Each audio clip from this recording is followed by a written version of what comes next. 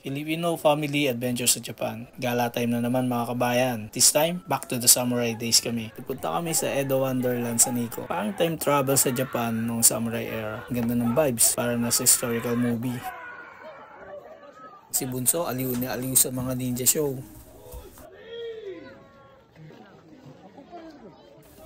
Si ate naman, todo project sa kimono. Feel na feel ang Haponesa vibes.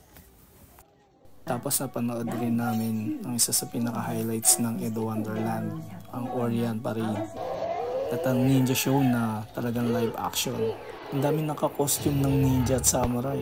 Ang kulang panoorin. Chill lang kami. Paikot-ikot, selfie-selfie, walang pressure. Minsan mas masarap yung gala na ganun lang.